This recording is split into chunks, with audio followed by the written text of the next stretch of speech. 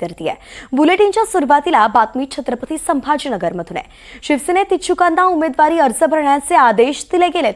सूत्रांनी माहिती दिलेली आहे. अर्ज भरण्यासाठी शेवटचे 2 दिवस उरलेले असताना भाजपशी युतीची सुरू असलेली चर्चा संपतच नाहीये आणि त्यामुळे शिंदे सेनेनं इच्छुकांना उमेदवारी अर्ज भरण्याचे आदेश देऊन टाकलेत. संजय शिरसाट यांनी रात्री उशिरा त्यांच्या निवासस्थानी पक्षाच्या कोर कमिटी सदस्यांची बैठक बोलावली आणि त्याच बैठकीत शिंदे सेनेच्या इच्छुकांनी आजपासून उमेदवारी अर्ज भरण्याचा निर्णय घेतल्याची माहिती सूत्रांनी दिलेली आहे. मोहसिन शेख आपले प्रतिनिधी आपल्यासोबत जोडले गेलेत. मोहसिन, अजून सुद्धा जागा वाटपाचा तिढा सुटतच नाहीये. भाजप काही जागा सोडायला तयार नाहीये आणि म्हणून शिंदे सेनेनं हा निर्णय घेतलाय काय? वैष्णवी, नक्कीच आपण बघतोय की तब्बल 9 बैठका झाल्या आणि त्यानंतर देखील भाजप आणि शिवसेनेतील युतीचा तिढा सुटला नाही. आता 2 दिवस शिल्लक आहे.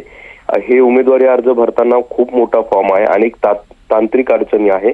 त्यामुळे ऐन वेळेला दगाफाटा होऊ नये म्हणून शिवसेनेने आता खबरदारी घेतली. काल रात्री मध्यरात्री संजय शिरसाट यांच्या घरी जी आहे निवासस्थानी बैठक झाली कोर कमिटीची आणि त्यावेळी कोणताही दगाफटका होऊ नये म्हणून आता तात्काळ उद्यापासून फॉर्म भरायला सुरुवात करा इच्छुकांना असा मेसेज देण्यात आलेला आहे. त्यामुळे आजपासून शिंदे सेनेचे सर्वच इच्छुकांकडून उमेदवारी अर्ज दाखल केली जाण्याची शक्यता आहे. जर युती झालीच तर तसं जाहीर करू, अन्यथा आपण आपल्या स्वबळावर लढायला तयार आहोत असा तयारी एक कुठेतरी शिवसेनेकडून आता तयार झाल्याची पाहायला मिळते आणि त्यामुळेच आता ऐनवेळी आपल्यासोबत काही होऊ नये किंवा ऐनवेळी उमेदवार शोधण्याची वेळ येऊ नये किंवा आणखी काही अडचणी निर्माण होऊ नये यासाठी आता शिवसेनेने आजपासून अर्ज भरायला सुरुवात केली जाणार असल्याची शक्यता आहे आणि तसे आदेशच आता त्यांना देण्यात आलेले आहे.